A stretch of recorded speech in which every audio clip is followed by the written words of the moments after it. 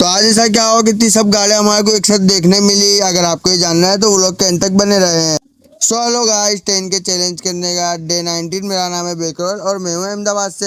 सुबह नहा धो के हो जाता हूँ मैं रेडियो, चल जाता हूँ मेरे दोस्त के पास। फिर थोड़ी देर में मेरा दोस्त आया था तो हम उसके ढाबे पे चढ़ जाते हैं सब दोस्त मिलके। फाइनली हमारे सब दोस्त आ भी गए थे और हम लोग बहुत मौज मस्ती करने लगते हैं। फिर थोड़ी बहुत तो मैंने बहुत कम ही बोल दिया, कुछ ज़्यादा ही मौज मस्ती चल रही थी। मौज मस्ती करने के बाद साथ साथ हमने पतंग उड़ाए, वीडियो बनाए, फोटो खिंचाया, हमने सब करा। हम सब दोस्त एकदम मौज में घूम रहे थे। आज इतनी मौज यूँ हो रही थी क्योंकि आज एक पीकर नहीं दो दो पीकर थे हमारे पास। इसके लिए साउंड भी थोड़ा बहुत ज़्यादा था तो अंदर भी ज़्यादा। फिर मैं पतंग चकाने लगता हूँ। पतंग चकाते चकाते मुझे बहुत ही मज़ा आता है। थोड़ा बहुत खींच मारने में, 4-5 पेचा काटने में मुझे बहुत ही अच्छा लग रहा था।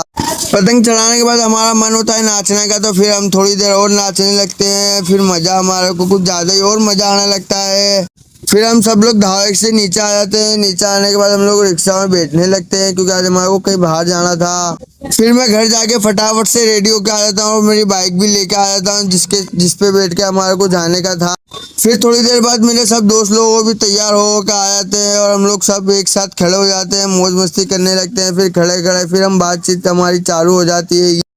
फिर हम चले जाते हैं गाड़ी में पेट्रोल भराने क्योंकि हमारी गाड़ी में पेट्रोल कम था, इसके लिए हम पेट्रोल भराने लगते हैं। फिर घर पास आके देखा तो सब तैयार हो गए थे बारात के लिए। हमारे को आज बारात में जाना था, हमारे दोस्त के बड़ा वाले भाई की शादी थी, इसके लिए। फिर हम बारात में निकल जाते हैं। ये रहा दूल्हा आपके सामने, जो कि फोटो में वीडियो में दिख रहा होगा आपको। माशाल्लाह बहुत ही प्यारा लग रहा था। फिर हम लोग भी हमारी मौज मस्ती चालू कर देते हैं। हमारे को बारात में खूब मज़ा आ रहा था, बहुत ज़्यादा हमने बारात का फुल एंजॉय करा था क्योंकि आज हमारे को बारात में कुछ ज़्यादा ही खुशी थी आने जाने के लिए। इसके हिसाब में हमने पूरी बारात रोक दी थी रास्ते में ही।